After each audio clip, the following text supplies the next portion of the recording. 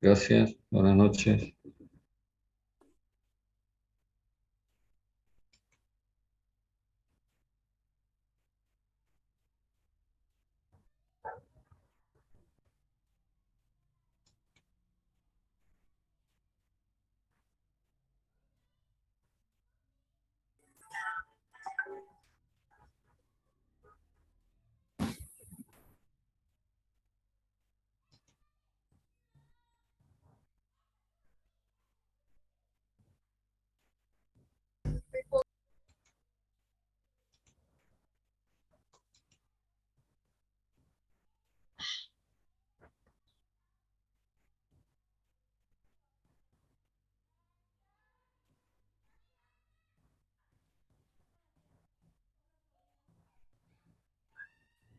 En la última clase estuvimos conversando sobre el sistema abierto F de una entrada y una salida y mostramos en el diagrama PB cómo el trabajo que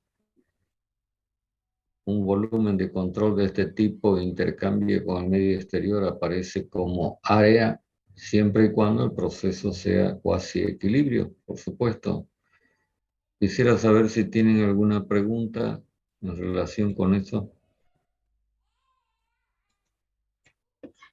Si quieren, vuelvo a hacer el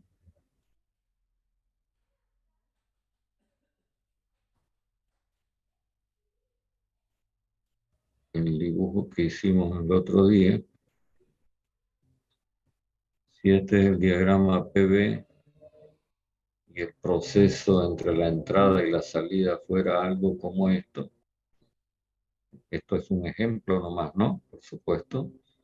El estado termodinámico de entrada y el estado de salida. Llegamos a establecer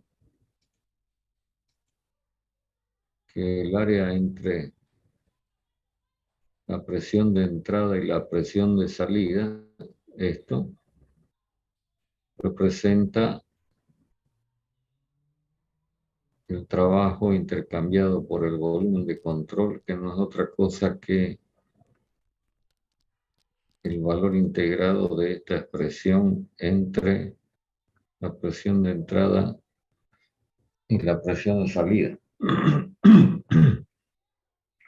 Una de las cosas que es importante que tengan en cuenta es que los signos acá también corren de la misma forma que en el sistema cerrado, ¿no? Si es una compresión, el signo es negativo. Si es una expansión, el signo es positivo. Lo único que ahora la compresión, la expansión, por ejemplo, hablando de ellos, se ejecutan con circulación de masa, es decir, con entrada y salida de masa, cosa que en el sistema cerrado ocurría, pero sin circulación de masa. Bueno, resulta que hay todo un conjunto de dispositivos o máquinas que son tratadas como sistemas termodinámicos de tipo F, de una entrada y una salida. Entonces yo les voy a hacer un listado de lo que me acuerde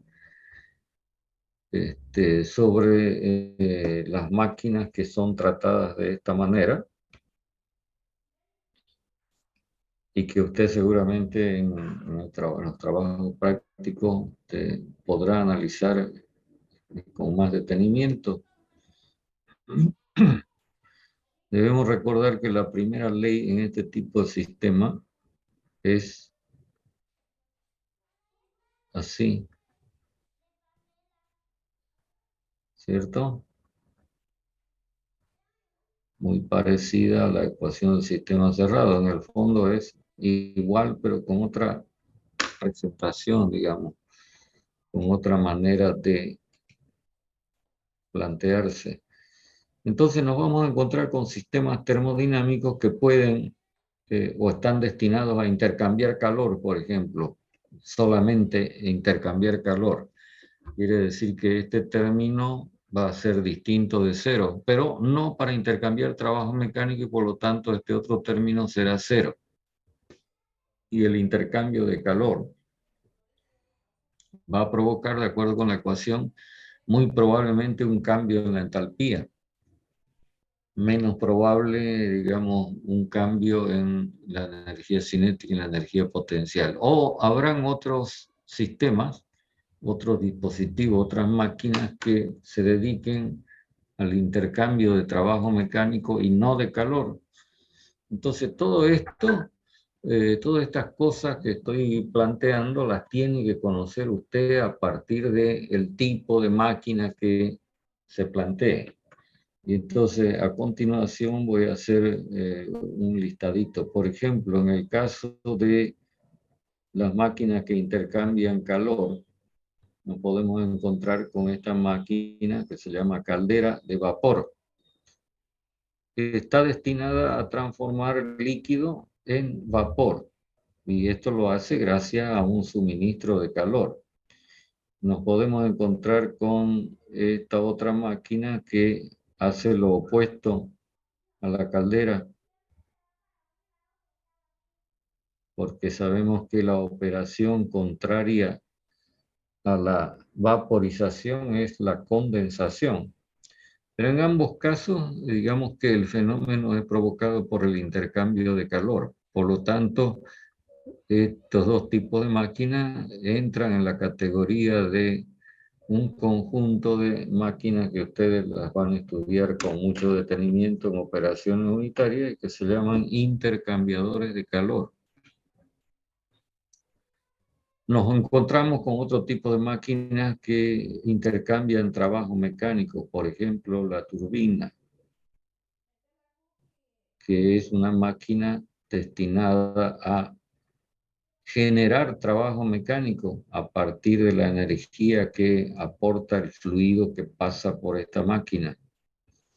Si quieren, en este caso, el trabajo lo podríamos notar con signo positivo, ¿no? Porque en realidad la turbina es un motor. Nos encontramos con máquinas que consumen trabajo mecánico, demandan trabajo mecánico durante el paso del fluido por la máquina, porque la finalidad es a convertir el estado termodinámico de el fluido que pasa de una condición a otra, en términos, por ejemplo, de presión o de temperatura, y eso gracias al intercambio de trabajo mecánico, pero en este caso de signo negativo. Y así, por ejemplo, nos encontramos con el compresor, sobre el que ya hicimos algún comentario en la clase anterior, que está destinado a elevar la presión de un fluido que se encuentra en estado de vapor o gas. Nos encontramos con un pariente cercano del compresor que es la bomba, destinada a incrementar la presión, pero de un fluido en estado líquido.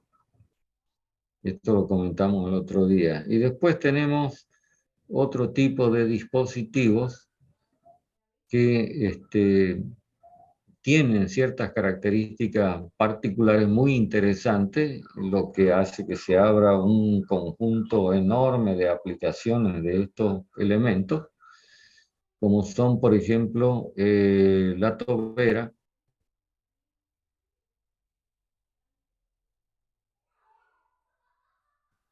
y el difusor.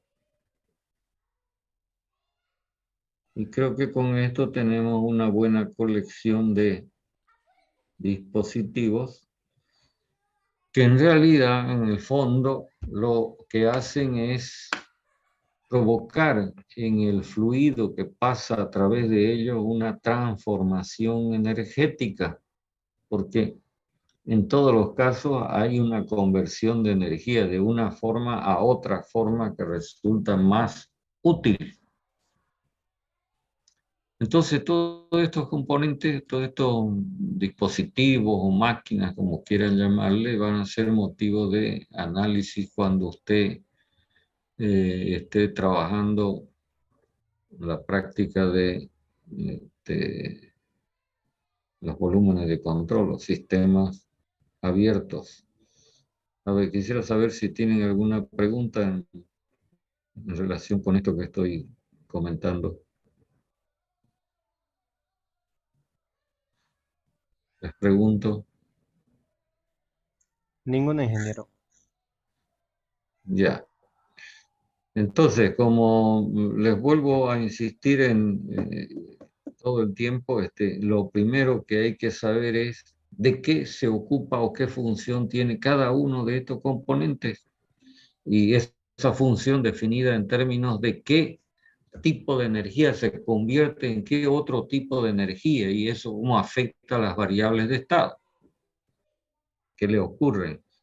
Como por ejemplo en el caso del compresor de la bomba, máquinas en las cuales la presión aumenta, digamos que es el asunto, digamos, de suma importancia para estas máquinas.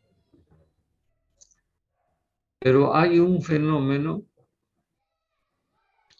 que no implica ni intercambio de calor ni intercambio de trabajo mecánico. Y en realidad, en el caso de la tubería y el difusor es así, pero hay otro fenómeno que es de muchísima importancia por lo que vamos a poner de manifiesto a continuación. Entonces voy a borrar esto para empezar a comentar el asunto. Este fenómeno al que estoy haciendo alusión se conoce con el nombre de estrangulamiento.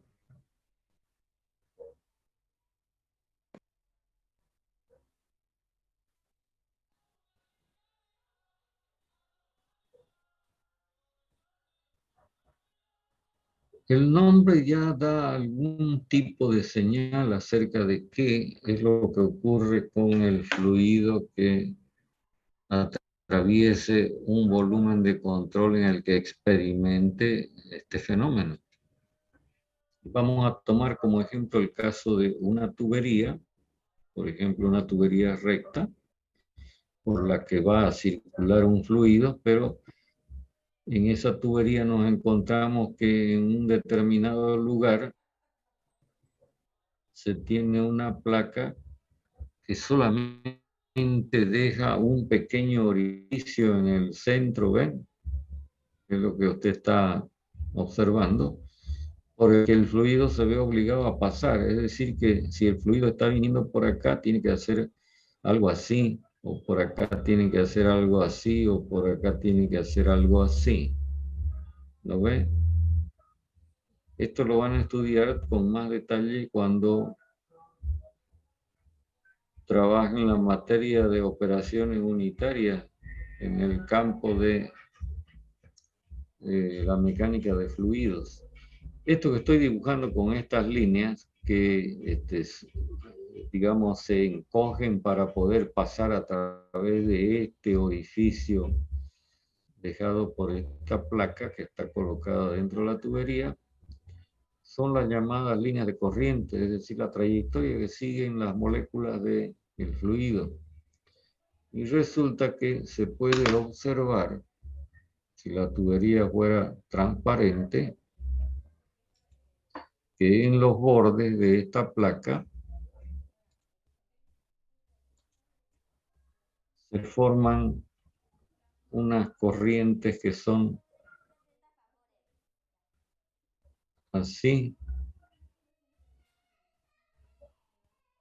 Ustedes me dirán si han visto esto cuando llueve por ejemplo, está circulando el agua por un canal y de repente se encuentra con una saliente en el canal y entonces en las esquinas se forman estas corrientes parásitas. ¿Cómo se llaman? ¿Cómo le llamaría usted? Esto que estoy marcando con rojo.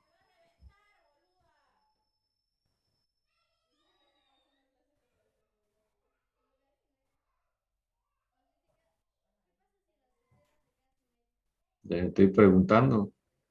¿Están o se han ido? Estamos ingenieros.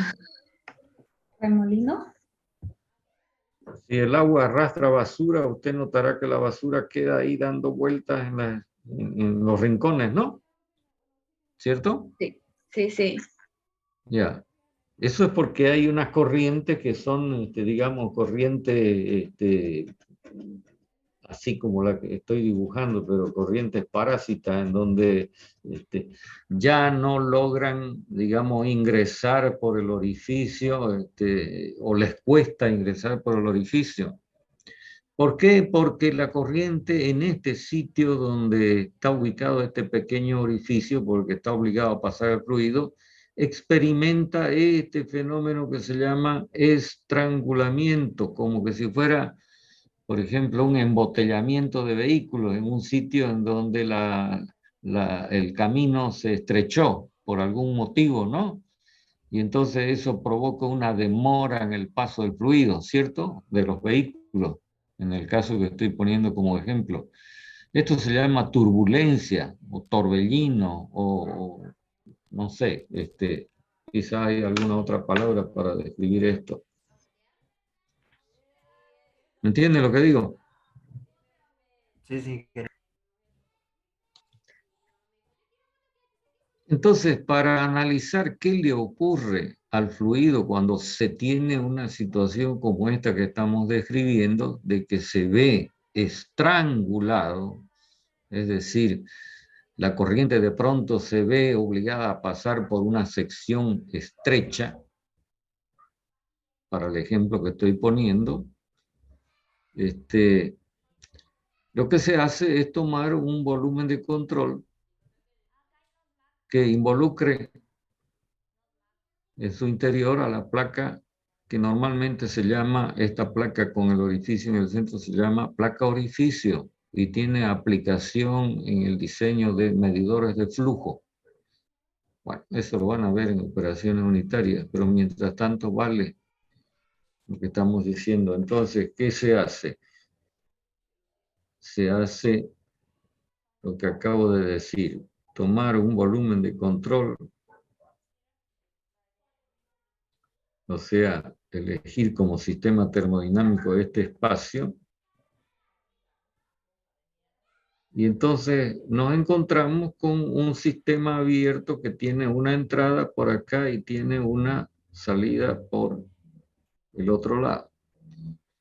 En este caso particular, fíjense que hablando de la geometría del volumen de control, usted entenderá que si esta es una tubería recta, entonces el área de entrada, o sea, el área por donde entra el fluido a este volumen de control, es exactamente igual que el área de salida.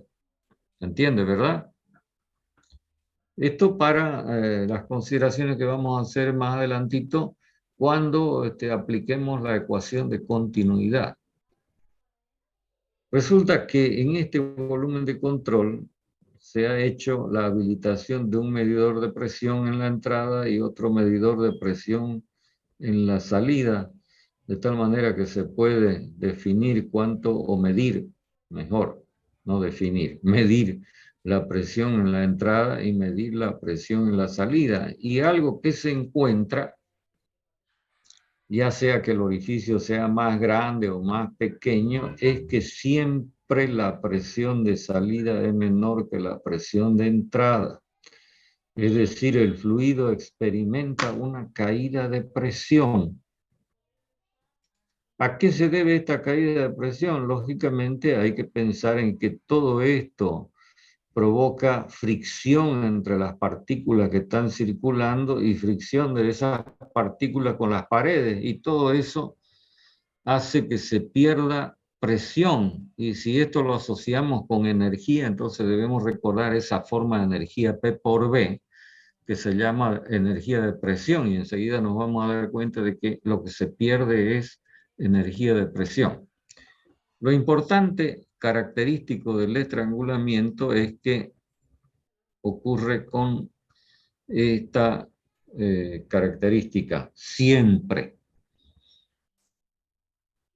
Ahora, esto de la placa orificio, de la placa que tiene ese pequeño orificio central, simplemente lo estamos usando como ejemplo. Resulta que si no hubiera la placa, ¿no? Y el fluido circulara aparentemente en forma libre a través de esta tubería, también habría caída de presión, por supuesto que en menor proporción o una caída de menor magnitud. ¿Por qué razón? Porque sigue existiendo el fenómeno de rozamiento. O sea que ahora, cuando hablamos de estrangulamiento, estamos hablando de un fenómeno que es eminentemente real, con rozamiento, a diferencia de todos los casos, demás casos, digamos, que hemos venido planteando en la materia, que no involucran fuerzas de rozamiento. Sin embargo, acá sí. Por lo tanto, este fenómeno, repito, es un fenómeno real. No es un planteamiento teórico. Y esta comprobación de la caída de presión es también algo resultante de la realidad, pues, ¿no? En algunos casos, por ejemplo, cuando el fluido circula por una tubería, sería bueno, sería bueno que no hubiera caída de presión o que la caída de presión sea la mínima posible. Entonces, para eso hay que buscar la manera de que en las tuberías el fluido tenga poco rozamiento con las paredes. De ahí que se seleccionen algún tipo de material, se selecciona algún tipo de material para construir las tuberías que ofrezca la menor resistencia posible. Les pongo como ejemplo el caso de las instalaciones de agua, las que suministran agua a las viviendas. Antes las tuberías eran construidas en hierro fundido, o sea, eran metálicas. Aún se usan en algunas aplicaciones las tuberías metálicas, por supuesto, ¿no? Por la resistencia mecánica que tienen. Pero donde no se exige gran resistencia mecánica, entonces se prefiere utilizar otro tipo de material. Y ustedes me podrán decir, por ejemplo, ahora qué se usa en las viviendas para hacer las instalaciones de agua, en lo que concierne a tuberías.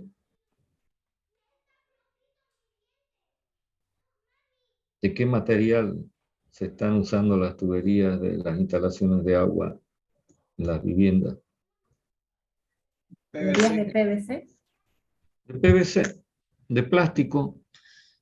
Y resulta que si uno toca con el dedo el interior de una tubería de plástico, la va a sentir muy suavita, a diferencia de lo que sentiría si usted le pasa el dedo a una tubería de hierro fundido, hierro galvanizado, que eran las tuberías que normalmente se usaban antes.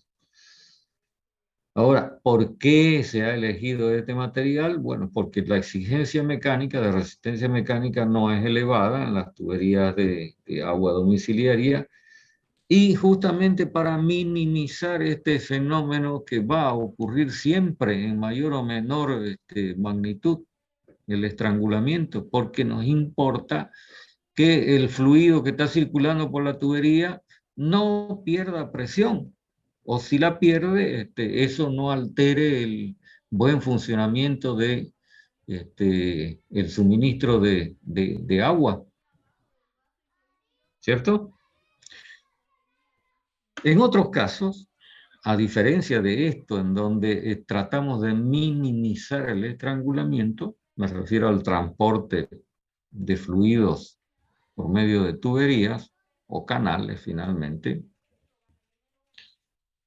En otros casos, el estrangulamiento es provocado a propósito, o sea que hay dispositivos que están diseñados para que usted pueda lograr el estrangulamiento en la medida que le importe, que le sea útil. Eso lo vamos a poder apreciar un poquito más adelante, luego de que hagamos el análisis correspondiente de este volumen de control. Si a este volumen de control lo trabajamos como un sistema F de una entrada y una salida, nos encontramos en primer lugar con que el flujo másico de entrada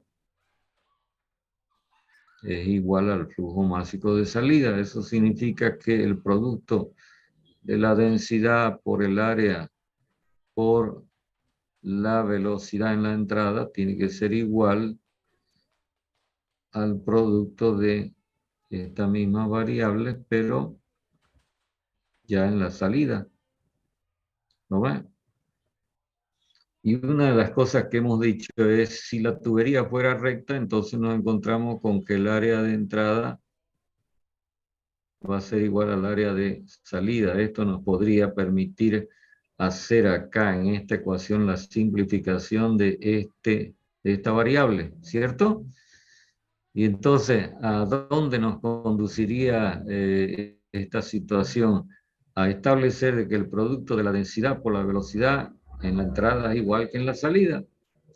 Y les quiero decir que este producto de ρ por B se llama, en la jerga que ustedes van a conocer en operaciones unitarias, cuando estudian mecánica de fluidos, se llama velocidad másica. Bueno, el nombre es lo de menos. Lo importante es esto. Y miren que lo que voy a plantear es algo que se asume para este tipo de fenómeno que se llama estrangulamiento, que es una buena aproximación a lo que ocurre en la realidad. Si, por ejemplo, el fluido que circula fuera líquido y la temperatura de ese líquido no se altera como consecuencia de ese rozamiento, de esa fricción, estoy hablando en términos prácticos, entonces sabemos que la densidad de entrada va a ser igual a la densidad de salida, justamente porque los líquidos son incompresibles. ¿Recuerdan? O sea que la depresión que está ocurriendo no afecta la densidad. ¿Está claro? Si la cosa es así, inmediatamente podemos arribar a la conclusión a partir de esta ecuación, simplificando las áreas y simplificando las densidades, que la velocidad de entrada va a ser igual a la velocidad de salida, ¿cierto? En términos energéticos, lo que estamos planteando es que el fluido no va a experimentar cambio de energía cinética a su paso por el volumen de control. ¿Me siguen hasta ahí?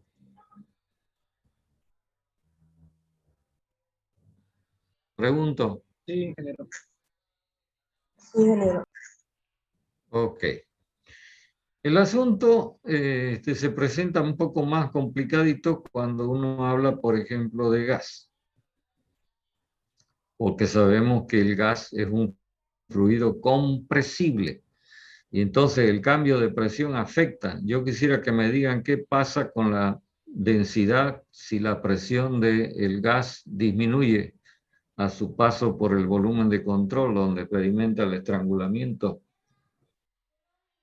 Y las respuestas posibles son dos: o aumenta o disminuye.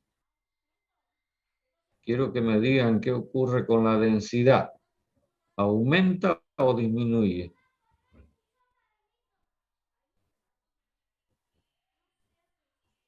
Todas estas cosas las tiene que saber razonar cuando esté resolviendo los problemas. Si no, va a estar frito. Más frito que un churro.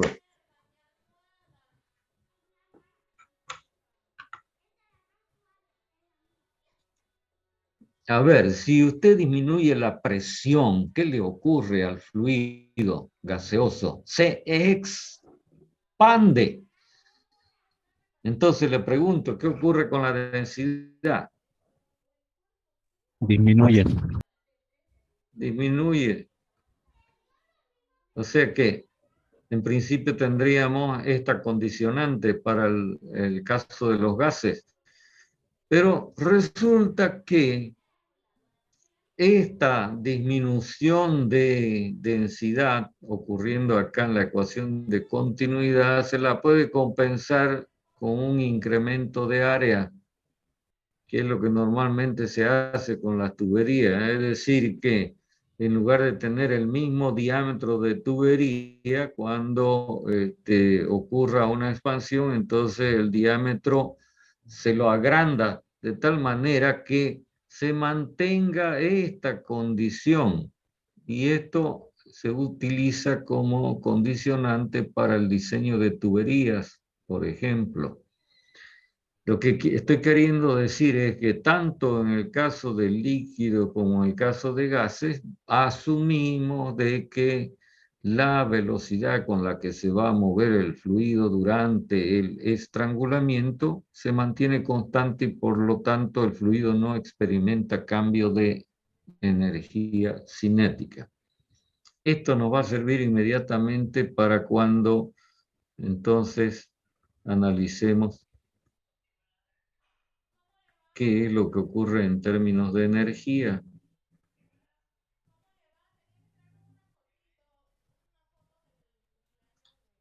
Y entonces ya de entrada, como conclusión de la aplicación de la ecuación de continuidad, este término es cero. Además, es consideración común que al estrangulamiento se lo considere como un fenómeno adiabático.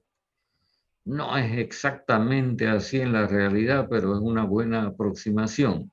Y además, como se trata de un volumen de control que no cambia de tamaño, no se estira ni se encoge, entonces no habrá intercambio de trabajo mecánico con el medio exterior. Finalmente, si por ejemplo el caso de la tubería es horizontal, lógicamente no hay cambio de altura, no hay cambio de energía potencial. Y normalmente en los casos que se considere el estrangulamiento, el cambio de altura va a ser despreciable y por lo tanto, entonces tachamos prácticamente todo. ¿Lo ves? ¿Cuál es la conclusión de todo este planteamiento? Que el fenómeno que estamos llamando estrangulamiento tiene como característica esto, que se trata de un proceso isoentálpico. ¿Entiende? ¿Está claro o no está claro?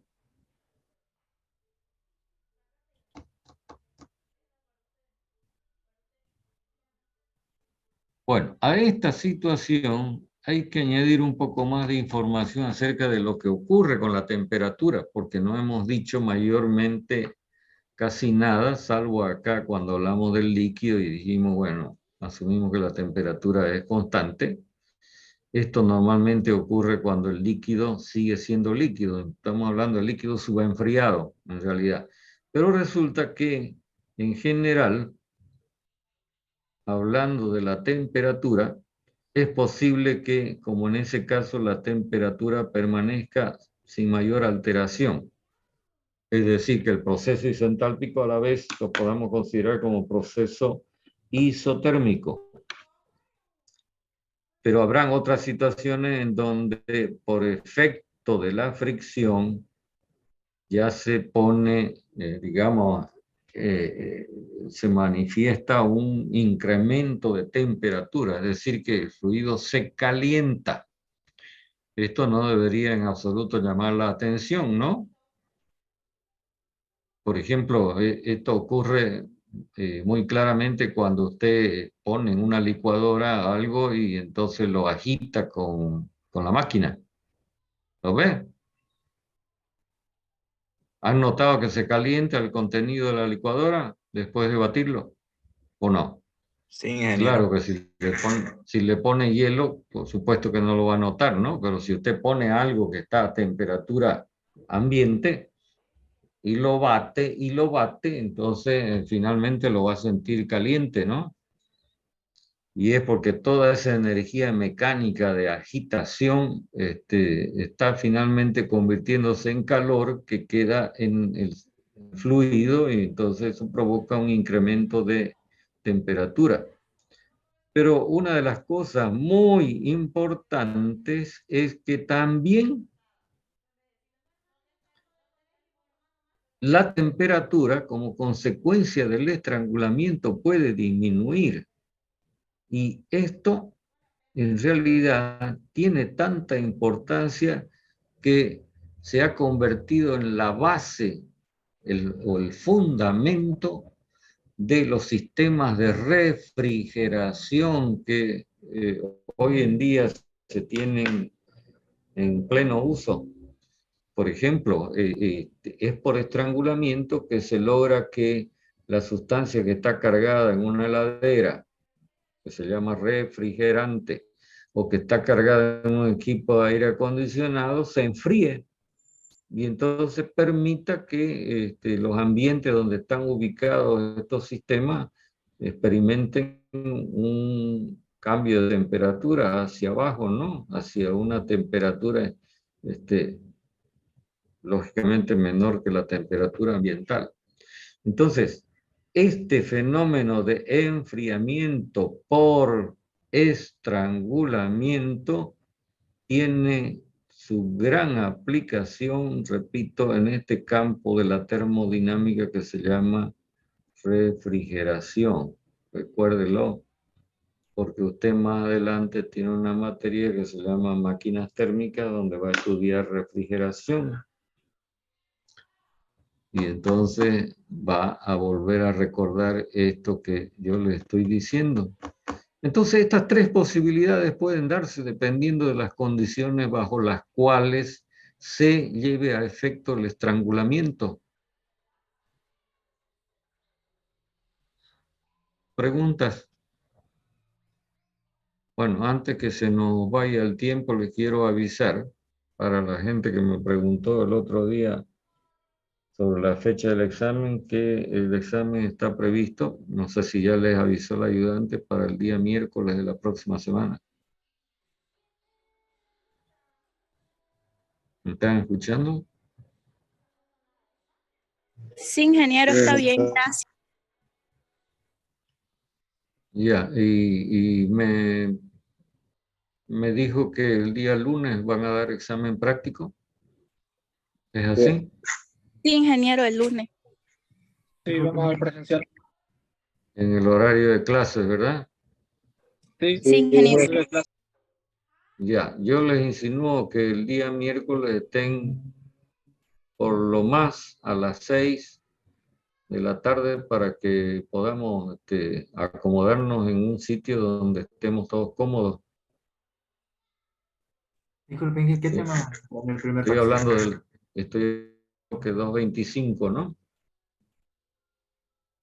Entonces, ahí en la planta baja nos encontramos y de ahí nos dirigimos al sitio que nos asignen para dar examen. ¿Ok? Está bien, ingeniero.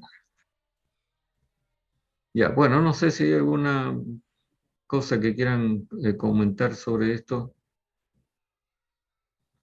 Termino con esto. Cuando uno quiere hacer el estrangulamiento a propósito, puede usar, por ejemplo, un tubo de pequeño diámetro o bien una válvula, que es el elemento emblemático para estrangular. Y